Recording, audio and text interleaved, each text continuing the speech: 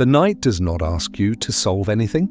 It only asks you to soften the way a room softens when the last conversation ends, and the air finally remembers how to be still. So wherever you are listening from, let your shoulders lower, let your jaw loosen, let your breath arrive as it is, no effort, no performance, just the quiet proof that you are here. Now imagine a museum after closing, not the bright, busy version in daytime, but the late one, the gentle one, when the hall lights dim to a gold and the glass cases hold their breath. In that calm, you can hear the smallest sounds, the whisper of ventilation, the faint click of a cooling rail, the soft settling of dust. At the center of one case rests a clay object no bigger than a book. A prism, four-sided, sun-baked long ago, its surface covered with wedge marks pressed into wet earth by a patient hand. Cuneiform. Not a drawing, not a painting, just pressure repeated. A language made of quiet dents. If you lean close in your imagination, you might sense the scent of dry clay, a little like stone after rain, only warmer. You might notice how the marks catch the light, each stroke turning into a small shadow. The prism looks asleep, yet it holds a memory, a list, not a poem, not a myth told around fire, a list written like a ledger, names, cities, numbers, the kind of writing that feels steady, as if it trusts that steadiness will make the world hold together. And it begins with a line so simple it almost slips past you. Kingship descended from heaven. Somewhere in the 3rd millennium BC, the old texts suggest there was a closeness between sky and street, between temple and throne, between the idea of the divine and the ordinary work of governing a city. But then slowly the closeness thinned. Presence became distance. The language that once sounded like footsteps among people began to sound like recollection. Not because the world ended, but because it changed its way of speaking. Tonight we won't treat that change like a spectacle. We'll treat it like a soft weather front moving through time, a shift in pressure, a long exhale. Before we drift deeper into tonight's gentle journey, remember to subscribe to Ancient Sleep Story. Here, you'll always find peaceful stories that soothe the heart and quiet the mind. Where are you listening from tonight? Leave a comment. Your presence adds warmth to this quiet corner of the night. Now, return with me to the prism. Its modern name is Weld Blundell, but you don't need to remember that. You only need to picture the object. Clay turned hard, a small geometry of history resting under museum light. The first names on it are round and ancient in the mouth: Alulim, Alalgar, Enmenluana. You can let them pass over you the way waves pass over a shore, one after another, gentle, repetitive, unhurried. In the list, these early kings rule for lengths of time that do not fit inside an ordinary human life. Not years you could count with birthdays, but spans that feel like seasons of the world itself. Then, as the prism continues, something happens. A single sentence, a change in scale. A flood sweeps through the story like a curtain of water pulled across a stage, and when the curtain lifts, the numbers are smaller. The rains grow shorter, the world becomes somehow more familiar. This is the quiet mystery the prism holds. Not a demand that you believe anything impossible. Only an invitation to notice a pattern. The way authority in these records moves from the immeasurably long toward the measurable. From the far-off tone of heaven toward the nearer tone of earth. If the gods do not disappear, but merely retreat into silence, what do you imagine that silence resembles? Mist that dissolves at dawn? Incense smoke curling upward until it can't be seen? Or a dream that fades the moment you open your eyes? There is no need to answer. You can simply let the question float like a lantern on dark water, because the people who pressed those wedge marks into clay were not trying to entertain you. They were trying to keep the world coherent. A city depends on canals, storehouses, schedules, and agreements. It depends on the faithful repetition of small acts, measuring grain, sealing jars, counting days. In a place like southern Mesopotamia, where rivers give life, where water must be guided with care, order is not an abstract idea. It is survival, written into mud. And so a scribe sits in a workshop where the air is cool and the clay is damp. He shapes a prism. He turns it in his hands. He presses the stylus again and again, listening to the soft, satisfying sound of reed meeting earth. Outside, the city breathes, distant footsteps, a door closing, a dog settling into sleep. Inside, the list continues, steady, precise, almost soothing in its insistence. Name, city, reign, total. As if, by arranging time into columns, you could make it gentle. Tonight, we will follow that gentleness. We will walk slowly through those names and numbers, not to argue with them, but to let them become a kind of lullaby, an ancient rhythm that helps the mind stop gripping. And when the list reaches the moment the gods begin to feel like memory, we will not chase them.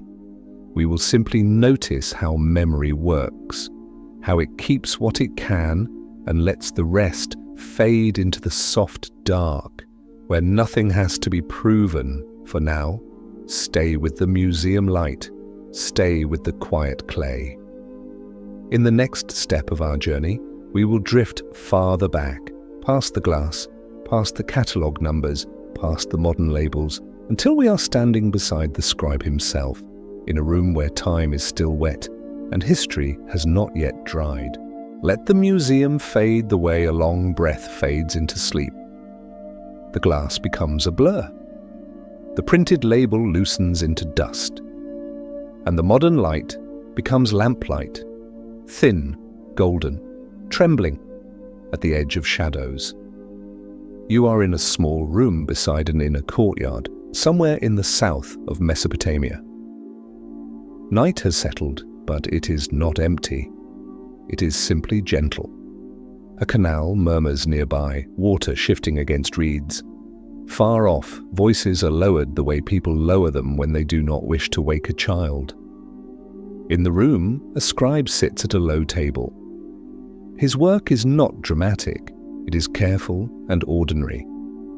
A bowl of damp clay waits beside him. A reed stylus rests between his fingers as naturally as a spoon. He has shaped a prism with clean edges, still slightly cool to the touch. He turns it slowly, feeling for balance. Then he presses the first mark, a small wedge, a small certainty, tap, and a faint scrape, tap, and then a faint scrape. It is a rhythm soft enough to calm the mind. This is what writing feels like here, pressure on earth. No ink, no paper, just the patient memory of mud. Writing keeps things in order, grain measured and stored. Offerings recorded, names preserved because names are anchors. A name says this happened, and someone stood here when it did. The scribe begins with a line that seems to arrive from above. Kingship descended from heaven. He does not explain it. He does not debate it. He writes it as if it were weather, something given, already woven into the daily fabric of the city. Tonight you don't need to decide what it means. You can hold it lightly. The practical world of clay and counting, and the skyward feeling that authority falls like light. Humans have always lived in both places at once. We measure and we wonder. If it helps, take a slow breath in and let it fill your ribs gently. And as you exhale, imagine your thoughts becoming quieter, as if someone turned down a dial. Now the list begins. Names come first, round and old in the mouth. Alulim, Alalgar. Let them drift past without effort. like waves naming themselves and letting go. The scribe's hand keeps moving, steady as a metronome. Then come the numbers. At the beginning, they are enormous, so large they stop behaving like ordinary quantities. They become atmosphere, the feeling of vastness. But here is a soft discovery that makes the vastness feel patterned instead of wild. The scribe's culture loves the number 60. 60 divides and divides again. Obediently, it makes trade fairer. It makes time easier to share. And that old love still touches your life. Your hour is 60 minutes. Your minute is 60 seconds. Even the circle carries the echo. 360 degrees, a faint thread from this lamplit room to your modern clock. So when the prism speaks of long reigns in large units, it is not only exaggeration, it is an attempt to fold the unimaginable into an orderly system, to stack forever into neat columns, to guide the river of time into canals that do not spill. The lamplight flickers. Outside, a breeze slips through the courtyard. The scribe steadies the prism with one hand and continues, unhurried, name, city, duration, name, city, duration. If your mind begins to wander, let it wander. This story is not asking you to remember everything. It is offering you a steady current to float on. You can simply listen to the repetition and feel your body sink heavier into rest. At some point, the prism reaches a single line about a flood, no loud description, just a boundary like the moment a season turns. The world is one way, then water passes through it, and afterward, the world is another way. After that quiet turning, the numbers change, reigns shorten, time becomes closer to human breathing, decades, not tens of thousands, lives that fit inside a grandmother's memory. In the same gentle way, something else begins to shift. Presence becomes distance, not by a violent departure, but by a gradual thinning. The gods, once spoken of as if they walked near kings, begin to feel like something behind a curtain. Still there, perhaps, but farther away. Less like footsteps on a street, more like incense that lingers after the flame has been covered. If the gods do not disappear but merely retreat into silence, what does that silence resemble to you? Mist dissolving at dawn, smoke curling upward until it becomes invisible, or a dream fading the moment you open your eyes? You don't have to answer. Let the question hover like a small lantern over dark water. Because when the sky grows quiet, people learn to listen to the earth, to bricks and walls, to the dependable work of human hands, to the slow wisdom of limits. And eventually on the prism, a name appears that will later carry myth like a cloak. Gilgamesh. The scribe writes it with the same calm as the others, no fanfare, just wedges in clay, pressed with care. Imagine what that means, a life once lived becoming a mark becoming a story becoming something that can soothe a stranger thousands of years later. If tonight has been heavy for you, let that be comforting. Time does not only take, time also carries. It carries quiet efforts forward, like a river carrying lantern light. In the next part, we will follow those numbers a little deeper, still gently, until we can feel why order mattered so much, and why the slow retreat of divine presence might have felt less like abandonment and more like a tender hand releasing yours so you can walk on your own. For now, stay in the lamplight. Stay with the tap, the scrape, the tap, the scrape, and let your breathing match it until thought loosens into rest. Tonight, the list does not rush you. It moves the way a wide river moves at night, steady, unargued, carrying reflections without needing to explain them. The scribe turns the prism a little, and the next face of clay comes into the lamplight. He presses, and the marks appear, small shadows that seem to deepen as your own thoughts begin to soften. Sometimes the scribe pauses, not from doubt, but from care. He wets the tip of the reed, smooths a rough edge with his thumb, and listens to the courtyard, as if the night were a supervisor. Then the stylus returns to clay. Tap, a wedge. Tap, another. The sound is so small it could be dust settling. If you like, match it with your breathing. In on one tap, out on the next, slow and even. 8 kings, 5 cities, just pebbles for the mind to hold, then release. And if thoughts wander, let them. The river will bring you back gently. You can picture the world outside his room. Flat land, open sky, a low horizon that makes the stars feel close. In the distance, the canals shine like thin ribbons and the palms keep their stillness. Somewhere a night bird calls once, then quiet returns, as if the sound was only a reminder that silence has layers. The list speaks of cities as if they are gentle islands in a sea of time.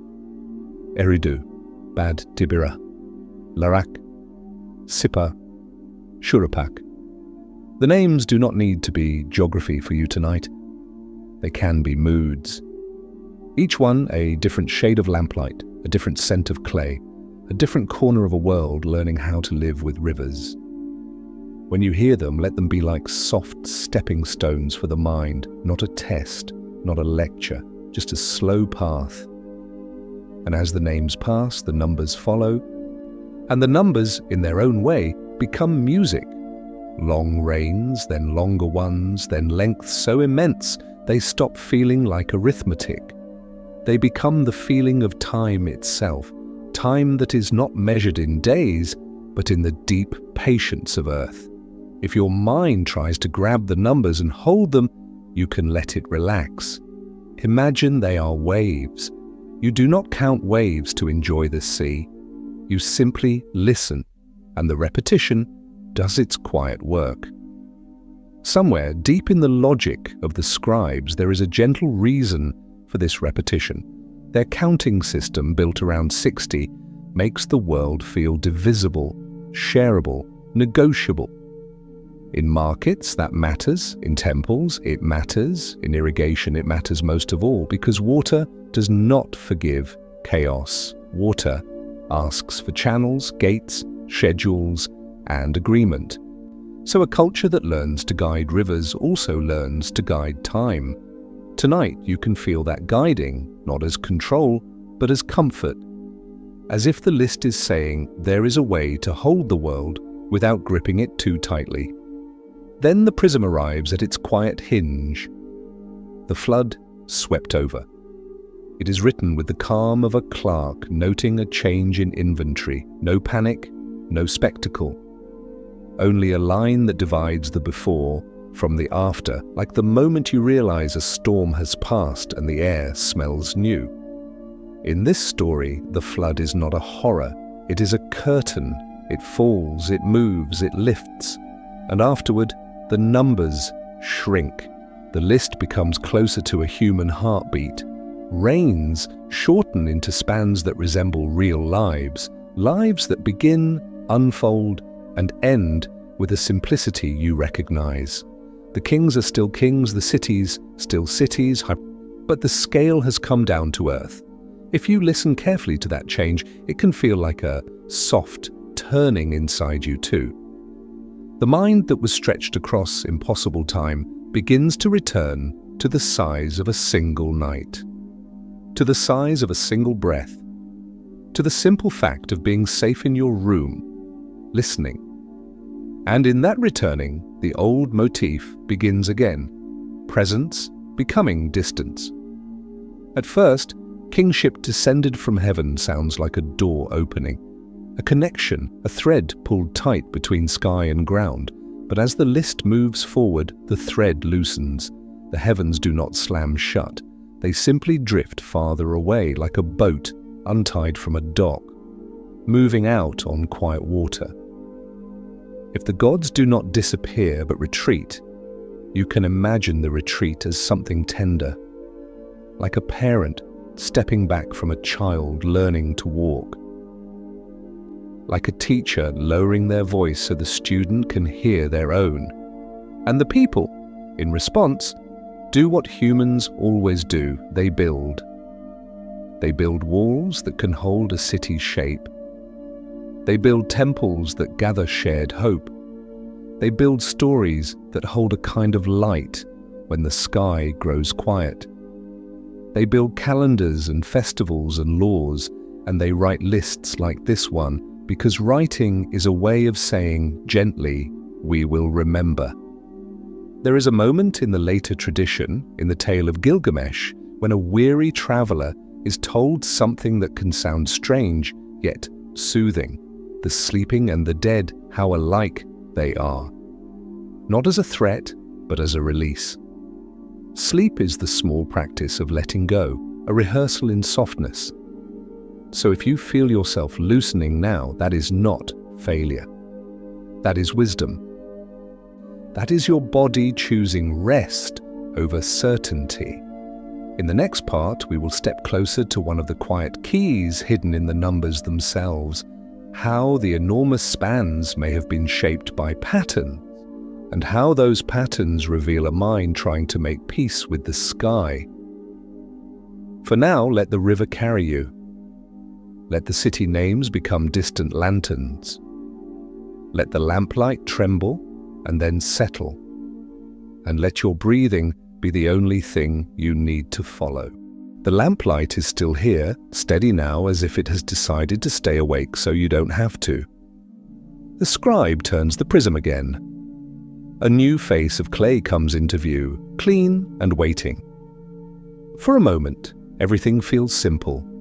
A hand, a reed, a soft surface, the quiet task of remembering. And yet the words he presses carry a strange kind of weight. Reins that stretch beyond what the body can imagine, numbers that feel too wide for any single life to hold. If your mind wants to tighten around those numbers, you can loosen your grip. Tonight is not a courtroom. It is a slow walk. We are allowed to wonder gently, the way we wonder at the ocean without needing to measure every drop. And here, in the middle of the list, there is a soft discovery, one that does not break the spell, but makes the spell feel patterned, almost musical. The old scribes did not count like we do. Their world was built on 60, a number that opens like a flower into many neat divisions. 2, 3, 4, 5, 6, 60 welcomes them all. It makes sharing easier, it makes trade calmer. It makes time feel like something you can slice into equal pieces and offer to another person without arguing. This is why even now, your hour is made of 60 minutes and your minute of 60 seconds. It is why circles feel complete at 360. A quiet inheritance, still ticking on your wrist or glowing on your bedside clock. In the scribe's own language of counting, there were gentle steps upward, larger baskets to hold larger amounts. 600, 3,600, 10 of those again. You do not need to memorize the names. You can simply feel the idea, time and number stacked in calm, predictable layers. So when the prism tells you that a king ruled for impossible spans, it may be doing something more like composing than reporting. It may be using a sacred arithmetic, a way to say, this was the deep time, the way you might say, it took forever, even when you mean only that the waiting was long. In that light, the early kings become less like literal rulers and more like pillars at the far end of a bridge. They hold up the feeling of an origin. They give weight to the beginning. They make the first chapter of the world sound grand, slow, and vast. And then the floodline arrives like the soft closing of a book. After the flood, the bridge comes closer. The spans shorten. The kings become more human-sized. The list starts to sound like something you could imagine happening in streets and courtyards. Under weather you recognize presence, then distance, then memory. That gentle mantra returns, not as a warning, but as a lullaby. Because something else is changing too, quietly, almost politely. The way power is described begins to shift. At first, kingship comes down from heaven. The sky feels close enough to touch. The divine feels like a neighbor, but gradually the language turns toward earth. The gods do not vanish with a slam of doors. They thin the way mist thins when morning warms it.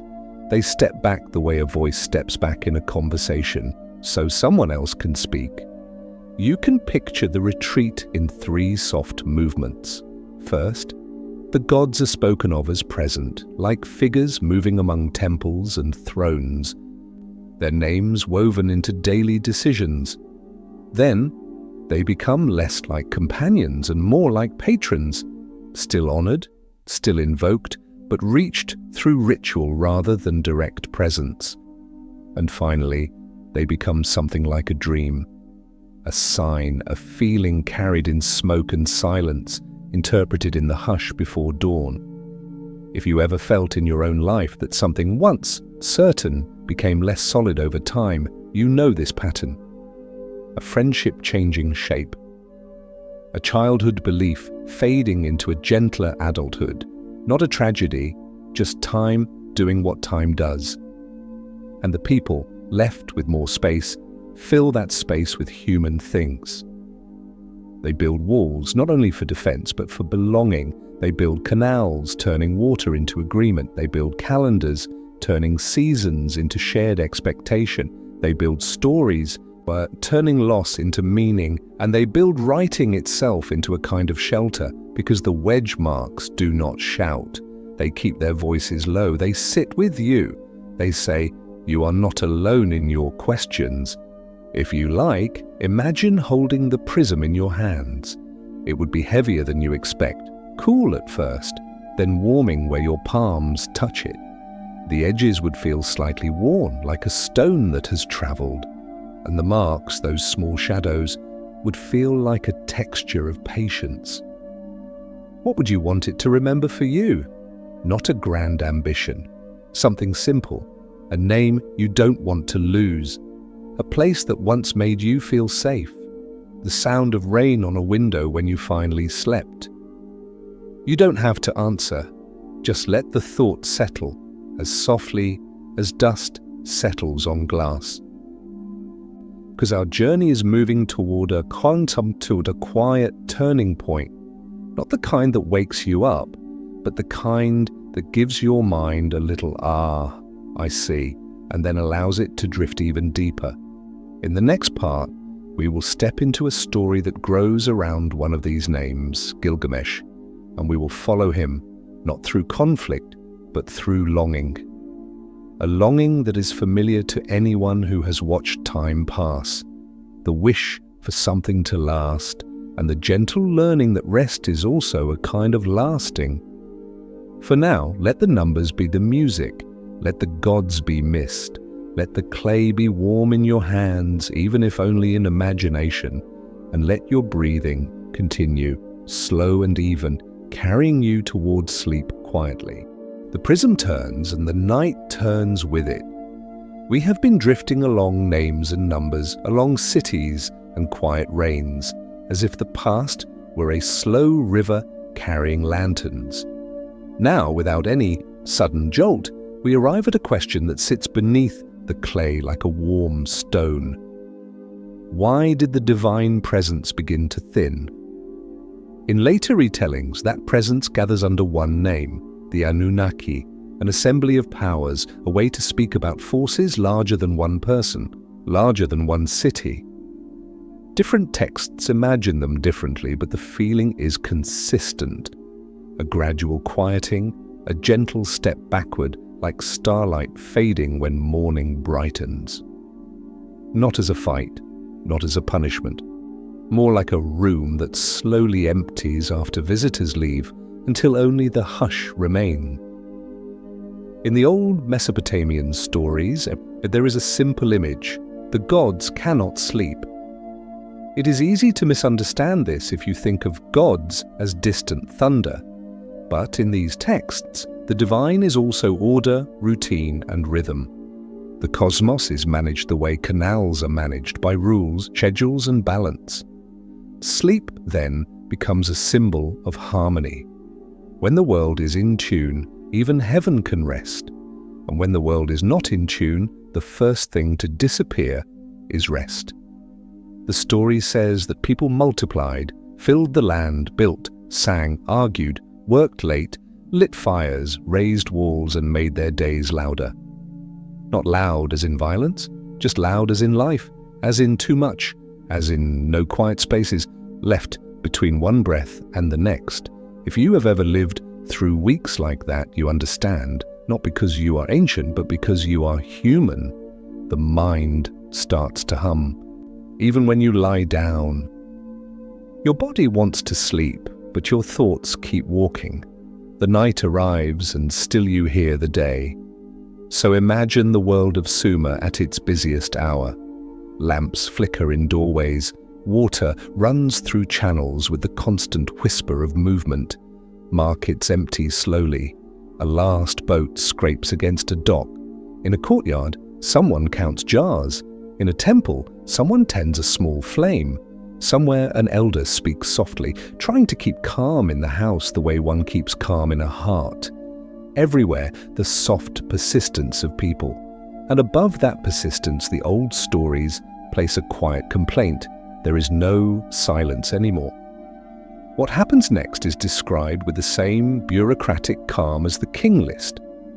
A great water comes, not framed as anger, but as a reset. A turning of the page. A return to quiet, the way a rainstorm clears the air and leaves the streets shining. We do not need to linger on images that stir fear. Tonight we will treat the flood as the texts treat it. A boundary in time, a line that says before and after. After the boundary, the world feels smaller. The rains shorten, the sky feels farther. The gods move into temples, then into dreams, then into memory. And in the middle of this long thinning, one figure stands like a lantern you can still see. Gilgamesh. He is remembered as a king of Uruk, a builder of walls, a name that sits at the seam between myth and stone. In the stories, he travels far, not to conquer, but to ask a question that keeps returning to every human heart. What lasts? We will not follow him through battles tonight. We will follow him through longing. Through the quiet urgency that comes when you realize time keeps moving, whether you watch it or not. Gilgamesh walks to the edge of the world, to a place where the sea looks like dark glass. He meets Utnapishtim, the one who survived the flood, the one who holds the memory of the boundary. And there, instead of a dramatic revelation, he receives a simple observation, almost like a lullaby spoken in a low voice. The sleeping and the dead, how alike they are. It can sound heavy, but listen again, gently. The line is not asking you to fear, it is inviting you to release. Sleep is the daily practice of letting go. You do not solve your life before you close your eyes. You set it down. You trust that morning will return with its own light. In that sense, the old story is not about doom. It is about permission. If the gods retreated because the world became too loud, then their silence was not only loss, it was a lesson in quiet. A reminder that a life without pauses becomes a life without breath. So here, in the soft turning point of our journey, the mystery changes shape. The question is no longer, where did the gods go? The question becomes, where does silence go when we forget to make room for it? And the answer is tender. Silence does not die. It waits like mist in a shaded valley, like incense smoke that lingers after the flame is covered, like a dream that stays near the edge of waking. If you could choose, what would your own quiet look like tonight? Mist, smoke, or a dream? You do not have to speak it. Just imagine it and let your body lean toward it. If you're listening after a long day of messages and bright screens, let this ancient question be a soft permission slip to stop performing and simply be. Because in the next part, we will return to the prism and see how the list itself seems to record this retreat, this soft closing of the heavens, and how humans answered not with despair, but with building walls, stories, and small rituals of calm. For now, let the world grow quiet again. Let the lamps dim. Let the canals whisper, become distant. And let your breathing be the one gentle sound that remains. Nothing else is required tonight. The night has grown even quieter, as if the world is learning your pace. In the scribe's room, the prism rests for a moment on a cloth, its clay faces warm from his hands. He sets down the reed stylus, flexes his fingers slowly, and listens. Outside, the canal continues its soft, patient movement. A palm frond brushes another palm frond. Somewhere in the city, a lamp is covered, and the flame dims without complaint. This is how the old world changes, not with a shout, but with a series of small softenings. When the sky feels close, people speak of gods as if they are near. When the sky feels farther, people make doorways, not heavy doors, not barriers, but thresholds, places where you step from the ordinary into something calmer. A temple is one kind of threshold, a ritual is another, a dream can be too. You can picture the temple at night. It is not crowded, it is safe, orderly, and still. Its walls hold the day's warmth, and the air inside feels slightly cooler than the streets. Oil lamps line the corridor like tiny moons. Their light pools gently on the floor, leaving the corners in a velvet dusk.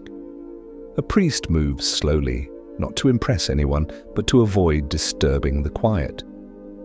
He checks the wick of a lamp, straightens a cloth, touches the rim of a bowl of water. Even these simple actions feel like a promise. There will be a place for calm, even when the city is busy. Incense smolders somewhere, thin and sweet. It rises in a narrow ribbon, then curls, then vanishes. If you watch it long enough, it becomes a lesson in letting go. The smoke does not cling to its shape, it changes, releases, and becomes invisible, without ever becoming anxious about it.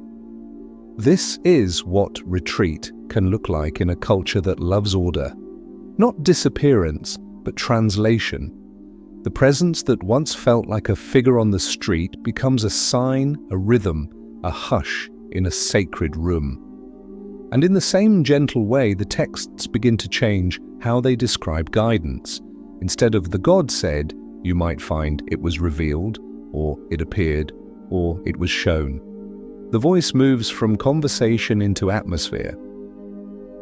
If you've ever noticed how a loved one's advice stays with you even when they are not in the room, you understand this kind of guidance. It becomes internal, it becomes quieter. It becomes something you can feel rather than something you can point to. The scribes, always attentive, begin to write down the small signals. A pattern in the stars, a dream that lingers, a curious shadow of the moon, not as panic, but as a form of listening. They make lists of omens the way they make lists of kings, patiently, steadily, trusting that careful observation is a kind of devotion. Tonight, you can imagine one of them on a roof. The city below is dark and gentle, dotted with lamps like distant fireflies. The river is a deeper strip of darkness carrying faint reflections. Above, the sky opens wide, clear enough to feel like a bowl turned upside down over the world. The watcher sits with a tablet on his knees. He does not chase the stars. He waits for them. He knows their slow paths. He knows that nothing in the heavens needs to hurry. As he watches, you can let your own breathing slow down with him, in and out, as if you are also watching something steady and ancient, something that does not demand anything from you. This is one of the quiet gifts of the silent gods. They teach a different kind of attention. Not the sharp, tense attention of worry, but the soft attention of care, the kind you give to a sleeping child, the kind you give to rain on a window, the kind you give to your own chest, rising and falling when you finally remember you are allowed to rest. And then there are dreams. In the stories, dreams are not noisy. They are gentle messages carried on the inside of the mind. A dream might show a river, a ladder, a bird, a jar of water, a door slightly open. The dream does not explain itself. It simply offers an image and asks you to hold it for a while like a smooth stone in your pocket. If the gods have moved into dreams, then the night becomes a meeting place. Not a meeting with voices and commands, but a meeting with symbols and feeling. The divine becomes something that arrives the way sleep arrives, quietly, gradually, when you stop trying to force it. You might notice how comforting that is. If guidance comes through softness, then you do not have to perform to receive it. You only have to be present in the simplest way. Presence, then distance, then memory, and then perhaps a dream. The prism in its own calm way holds this whole movement. It holds the early vastness, the flood boundary, the human-sized rains, the gradual retreat. It holds the long lesson that a world can grow up without losing wonder, that silence can become a kind of wisdom rather than a void.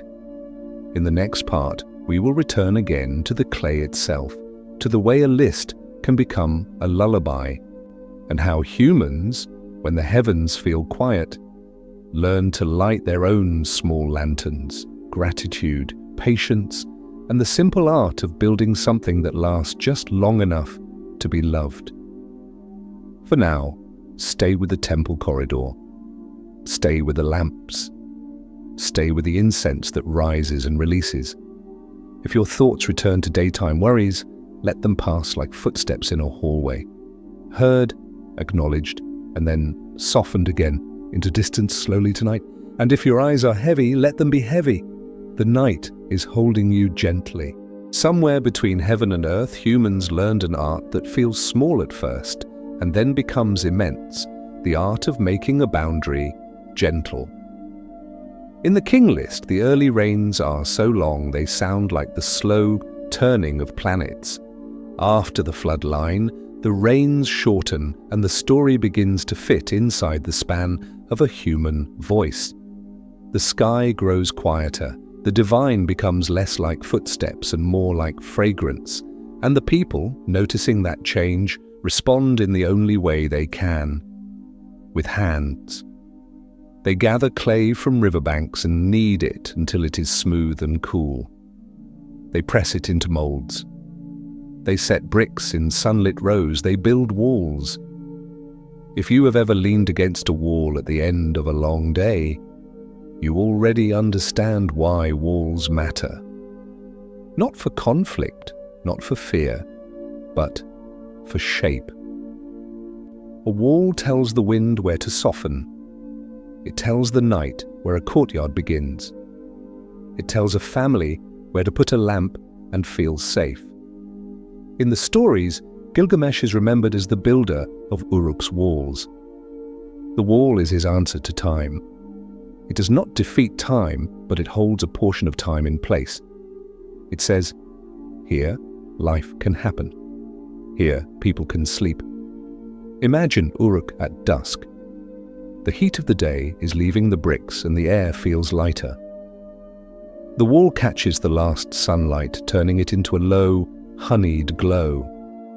Below, the streets settle into evening.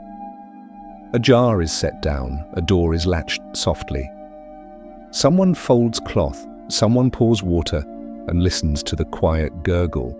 The wall does not roar, it simply stands. It is a calm line against the open sky, and in a way, that is the soft twist of this part of our journey. When the heavens feel distant, humans do not only lose something, they also gain something. They gain the space to build meaning with their own steadiness.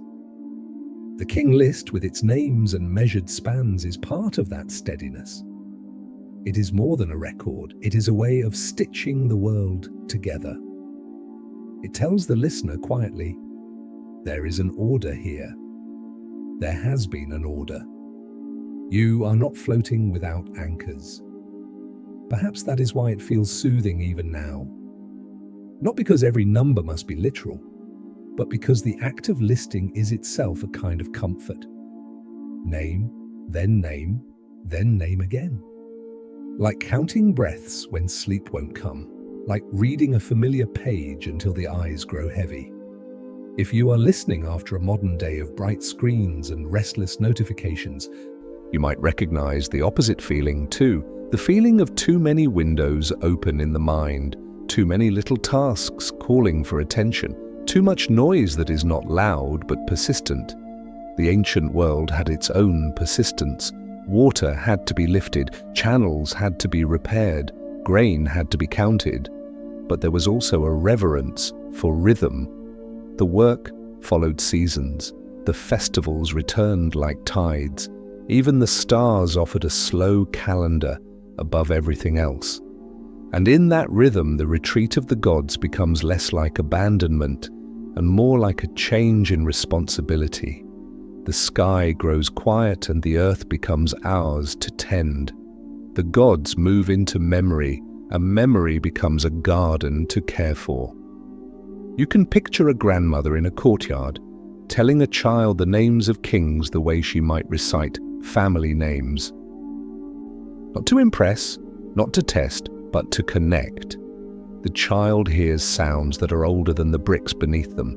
The child feels, without understanding, that belonging can reach backward beyond any one life. Presence becomes distance, distance becomes memory, memory becomes a story. And stories, when told softly, become shelter. In the lamplight, a scribe continues to press wedges into clay. His work is not only for the palace, it is for the future. He cannot imagine you listening in another millennium, in another language, on another kind of night. Yet his hands behave as if time is a patient listener. Tap, breathe in, tap, breathe out. If you want, you can borrow his steadiness right now. Let your breath become a small list. In, out, each one written into the soft clay of your body. Each one proof that you do not have to hurry. And notice something else, gentle and human. Even when the sky is silent, people do not stop looking upward. They still lift their faces to the stars.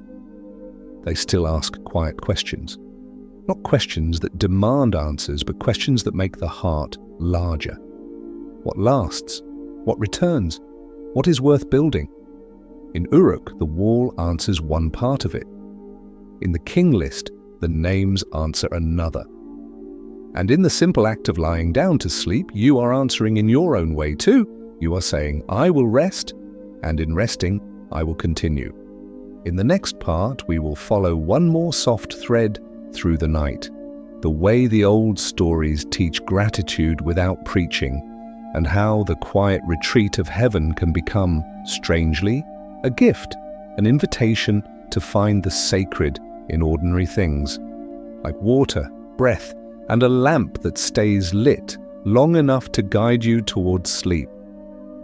For now, let the wall hold the wind, let the city settle, let the river carry its reflections.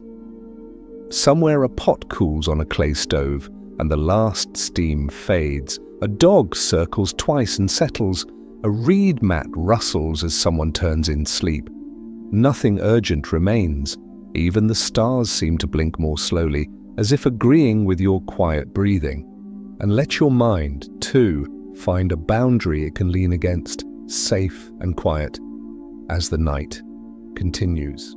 When the heavens feel quiet, the earth begins to speak in softer ways. It speaks in water first. In Mesopotamia, water is never just background. It is a visitor that must be welcomed and guided. It arrives from distant mountains as a river, and then, with patient human hands, it becomes canals, thin veins of life drawn across the flat land. At night, those canals hold the moon like a ribbon holds light, and their whisper is steady enough to calm even a restless mind. If you imagine the city settling, you can almost hear it. Water against reeds, water against clay, water against wood, the simplest sound of continuity. A sound that does not argue, a sound that teaches the body what it already knows. Slow is safe. The people of these cities learned to build a life around rhythms that return. They rose with light, worked with heat, and softened when evening cooled the bricks. They measured grain, mended nets, swept courtyards, and watched the sky the way you might watch a familiar ceiling fan, comforted by its steady turning. And they made small lanterns, not only the oil lamps in niches, but the lanterns of habit, a bowl rinsed and set down, a door latched gently, a child's hair smoothed with a quiet palm, a cup of water offered to a guest without needing to explain why kindness matters. When divine presence becomes distance, this is how a culture answers, with care that can be repeated. The king list is one kind of care. It is not only a political tool, though it can serve that purpose, it is also a lullaby of order. It says, "There were names before your name. There were hands before your hands. There was a sequence, even if the sequence is wrapped in legend." And for a listener at night, that sequence can feel like a hand on the shoulder, steadying. Presence becomes distance. Distance becomes memory. Memory becomes a story. And stories become shelter. If you've been carrying something heavy today, you can place it beside the canal in your imagination.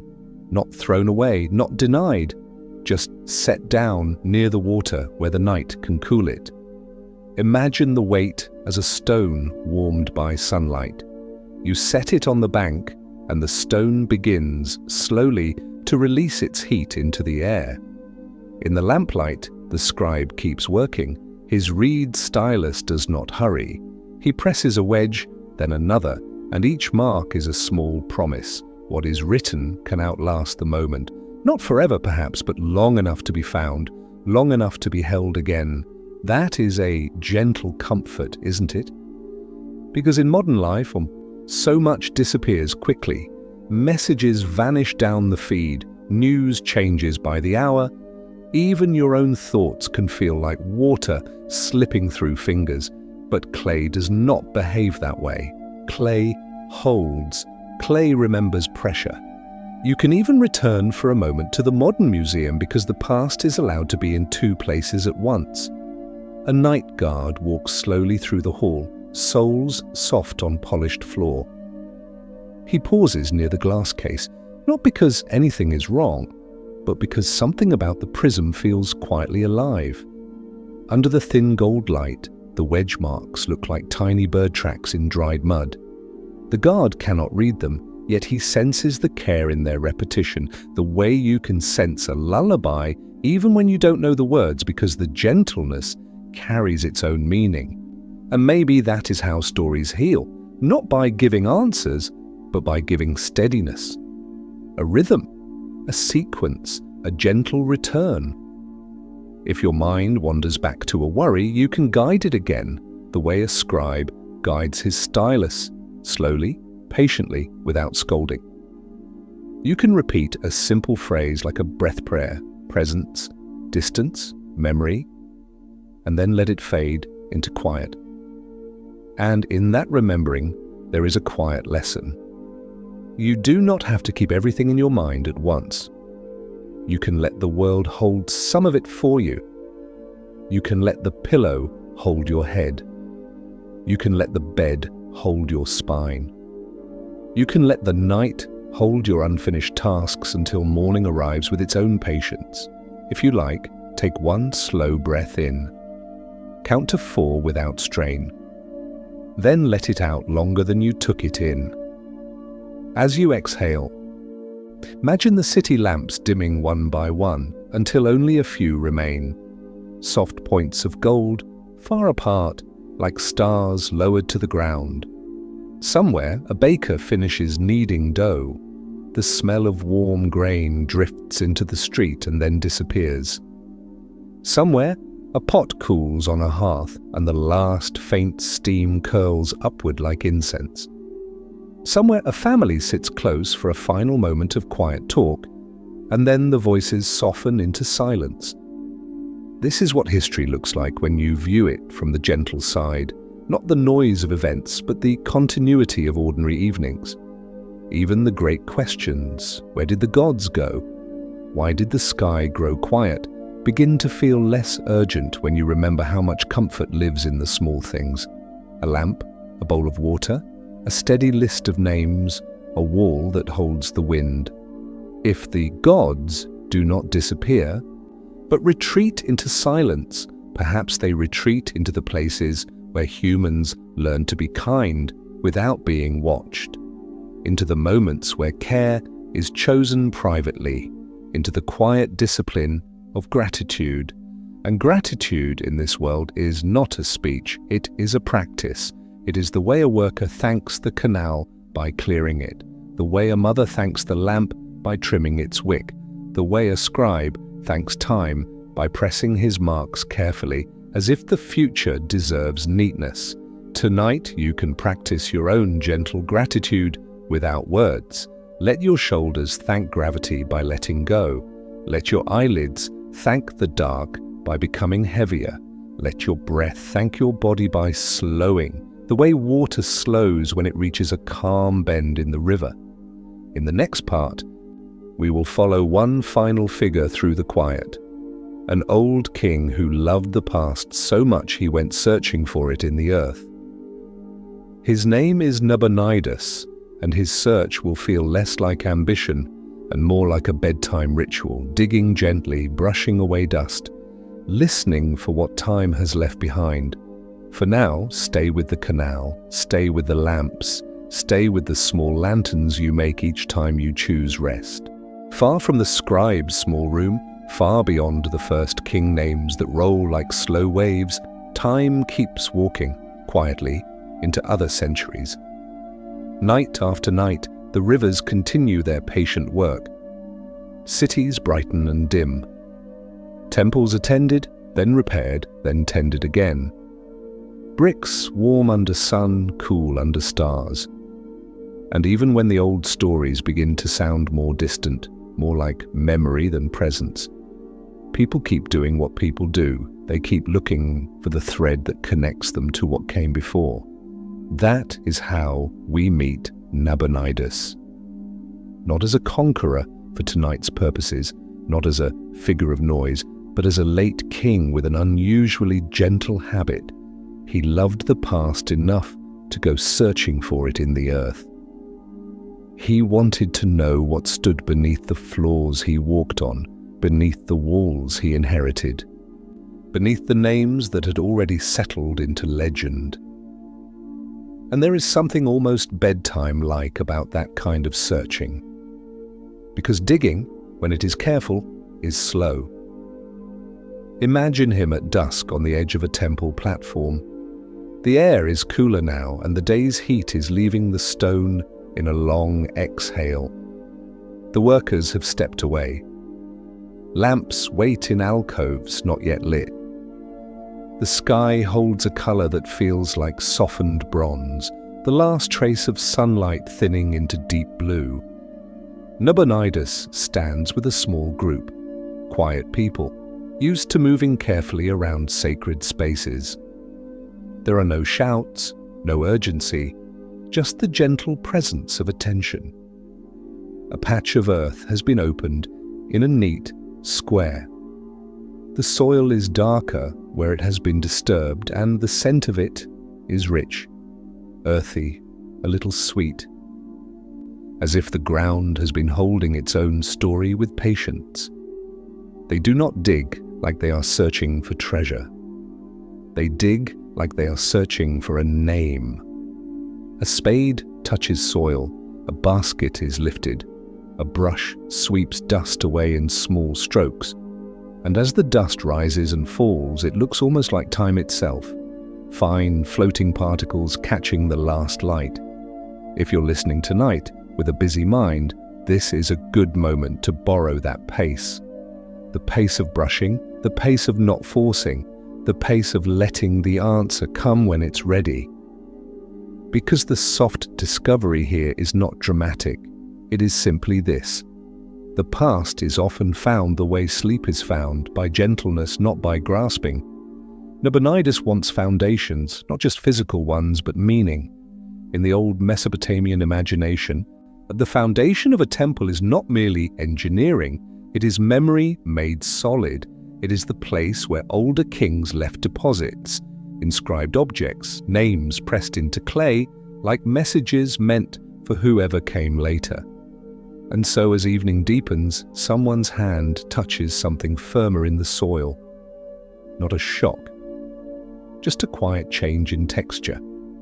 Clay, baked, a brick, or a small cylinder of clay with writing spiraling along it, the way water spirals along a drain. They lift it carefully, as if lifting a sleeping bird. The object is dusty but intact. The marks are there, pressed long ago, still holding shadows. A lamp is lit nearby and the flame steadies.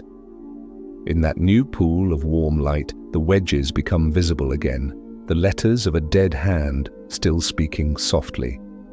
Nabonidus leans in. He reads, or he has someone read. Names appear, dates, dedications. A line of continuity that reaches backward and then returns like a tide. And in that moment, something in him settles, not because every mystery is solved, but because the connection is felt. He is standing in a present that rests on many layers of past, and the layers are not threatening. They are supportive, like blankets. This is the feeling we are moving toward tonight. Not the pressure to understand everything, but the comfort of being part of something longer than a single day. If the gods retreated into silence, then perhaps silence is not emptiness. Perhaps it is the space where human memory can speak, where the lamp can glow without competition, where the small sounds brush on dust, water in a canal, breath in a sleeping chest, become holy in their own quiet way. You might even return briefly to the museum again, because time in a sleep story can fold without harm. The glass case holds the prism. The light is thin gold. The hall is still. And somewhere in the logic of your own heart, you recognize Nabonidus's gesture. Haven't you too dug through layers sometimes, through old feelings, old photos, old songs, hoping to find the foundation of yourself again? Not to argue with the past, just to touch it gently, just to say, I remember. And maybe that is why the motif, presence, distance, memory feels so soothing. It isn't only about gods and kings, it's about everything we love. Presence becomes distance, distance becomes memory, and memory, if held softly, becomes warmth instead of ache. So if tonight's story has stirred something tender in you, you can treat it the way Nabonidus treats the clay, carefully, without rushing. You can let it sit beside you in the lamplight of your mind, and you don't have to do anything with it yet. In the next and final part, we will let the dust settle. We will close the circle, back to the quiet museum, back to the clay, back to the simple permission of sleep. We will leave you with one gentle thought. The most beautiful truths do not always arrive like thunder. Sometimes they arrive like a soft lamp, being covered, the flame shrinking, the room becoming kind, The dust has finished falling. In Nabonidus's lamplight, the last grains drift down and settle on the rim of a clay cylinder, on the curve of an ancient brick, on the calm hands that lifted it from the earth. No one speaks loudly. There is only the soft sense that something has been returned to its place in the world, a name found again, a foundation touched again, a thread retied without pulling too hard. And now, gently, we let the steam loosen. The temple platform fades into darkness like a shoreline fading when the tide turns. The workers' baskets become quiet silhouettes. The lamp becomes a single ember in the distance. Then even that ember dims, not with sadness, but with completion, the way a book closes when the last line has been read. We drift back to the museum. It is after hours again. The halls are wide, still, and safe. The air is cool in a way that makes you breathe more slowly without trying. Somewhere, far away, a door clicks softly as a guard finishes a round. The sound is small and then it is gone. In the glass case, the prism waits unchanged by our journey because it has been waiting for centuries already. Under thin golden light, its wedge marks hold tiny shadows, little valleys where time rests. The label beside it is modern and plain, but the object itself feels like a calm heart, steady, patient, unhurried. You can imagine yourself standing there, close enough to see the texture of the clay. The surface is not perfect, it carries the faint unevenness of human touch, the honest imperfection that makes something real. And the marks, those careful dents, remind you that history is not only built from grand events. It is built from repeated quiet actions. Press, lift, turn, press again. That rhythm is still with you now. In the quiet, you might notice the smallest movements. Dust motes drift through a beam of light, slow as snow. The glass holds a faint reflection of your face, softened by evening shadow, as if the museum itself is saying, "You are allowed to be kind to yourself." Even silence has texture here, cool, clean, and steady, like linen sheets. If you imagine resting a palm on the glass, you can feel the boundary, safe on this side, ancient on the other, and still connected by attention. If you'd like, take 3 easy breaths. On the first, let the breath settle low in the belly. On the second, let the exhale lengthen, as if you are pouring warm water slowly into a cup. On the third, let your shoulders drop a little more, and allow the forehead to smooth like sand after a tide. And the night agrees. If your mind is busy, you can borrow the scribe's pace. You can let thought arrive and pass the way. A guard's footsteps pass down a hallway, present for a moment, then softened into distance. You do not have to chase each thought. You can let the night do what it does best, hold things without asking you to fix them. Presence becomes distance, distance becomes memory, memory becomes a story, and stories become shelter. Somewhere in the far past, kingship descended from heaven, and in the far past the heavens grew quiet. Yet the quiet did not erase the world. It simply changed the way the world listened. Temples became thresholds, dreams became lanterns, lists became lullabies, walls became steady lines against wind, water became a teacher, whispering the same lesson through every canal. Slow is safe. If the gods do not disappear but merely retreat into silence, perhaps that silence is not empty at all.